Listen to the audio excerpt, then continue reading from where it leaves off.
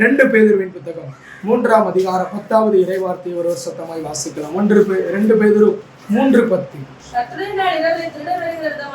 வருவார், அப்பொழுது வானங்கள் மடமடவென்று என்ன பண்ணுமா? அகன்று போகும், அழிந்து போகும். அல்லேலூயா. நான் சொல்றேங்க, கடைசியா ஒரு கிரிகை எதுல தெரியுமா வெளிப்படுகிறது? அவர் நம்மை ரட்சிக்கிறது. கடைசி காலத்துல நம்மை அவரோடு கூட பரலோகத்துல வைக்கும் பொழுது அவர் கரத்திற்கு வெளிப்படுகிறது.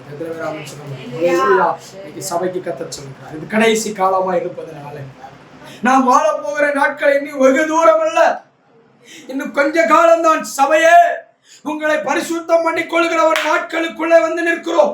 சபை சுத்திகரிக்கப்படுகிற ஒரு நாட்களுக்குள்ளே வந்து நிற்கிறோம். அவர் நம்மை ரட்சித்து அவர் இருக்கிற இடத்துல கொண்டு போய் சேர்க்கிறது அவர் கரத்திருக்கிறது. வாசிக்கலாம். யோவான் சுவிசேஷ புத்தகம் 14ஆம் அதிகாரம் 2வது வசனம் விவரமாய் சொல்லப்பட்டிருக்கிறது. வாசிக்கலாம். யோவான் 14:2.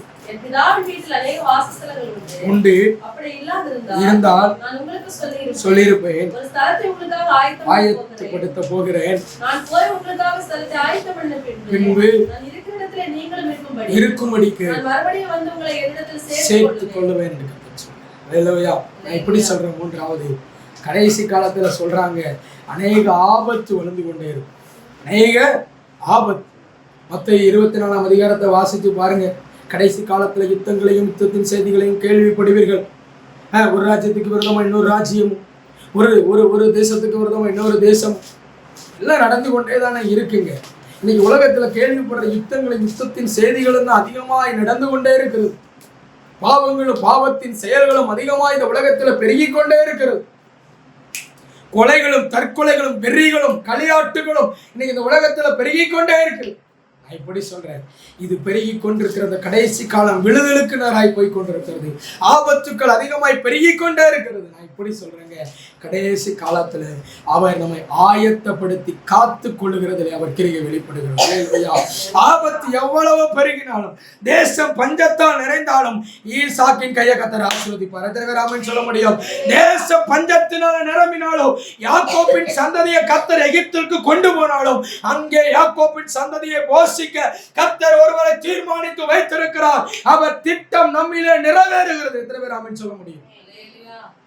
எவ்வளவு எழுப்பினாலும் கிறிஸ்தவத்தை அழித்து விடுவோம், கிறிஸ்தவ சபையை அழித்து விடுவோம், கிறிஸ்தவர்கள் இந்த பூமியில இருக்க முடியாது என்று எத்தனை பேர் கொக்கரித்து கொண்டிருந்தாலும் நான் விசுவாசிக்கிறேன், இந்த சத்தத்திற்கு மத்தியில ஒரு மெல்லிய சத்தம் சொல்லுகிறது.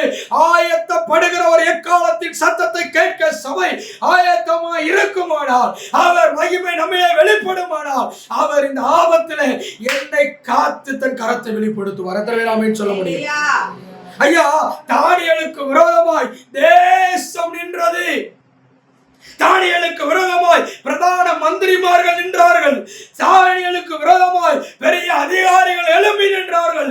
இந்த தானியேலுக்கு விரோதமாய் ஒரு பெரிய சிங்க கெவி ஆயத்தமாய் இருந்தது. ஆனால் ஒன்று நிச்சயம், தாவீதுக்கு அழிக்க தீர்மானித்த சத்துருக்களுக்கு முன்னதாக தாவீது அறியாத ஒரு பாதையை கர்த்தர் வைத்திருந்தார். அங்கே தாவீதை காத்து அவர் தன் கரத்தின் கிரிகையை வெளிப்படுத்தினவர். இந்த மாதத்தில் உங்களுடைய வாழ்க்கையிலையும் அவர் தன் கரத்தின் கிரிகையை வெளிப்படுத்தியே தீர்வார். எத்தனை சொல்ல முடியும்?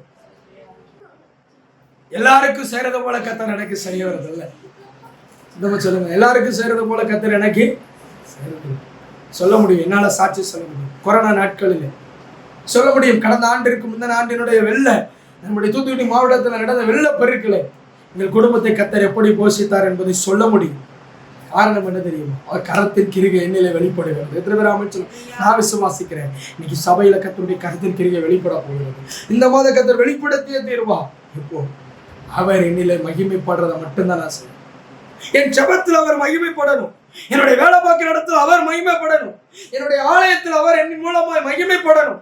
நீங்க படிக்கிற இடத்துல அவர் உங்கள் மூலமாய் மகிமைப்படுவார். ஆனால் அவர் கரத்தின் கிரிகை உங்கள்கிட்ட இருந்து வெளிப்படுங்க. உங்களை ஆகாதவன் சொல்றவங்களும் மத்தியில உங்களை ஆகும் பாத்திரமாய் கர்த்தர் மாற்றுவார். ஏன் தெரியுமா?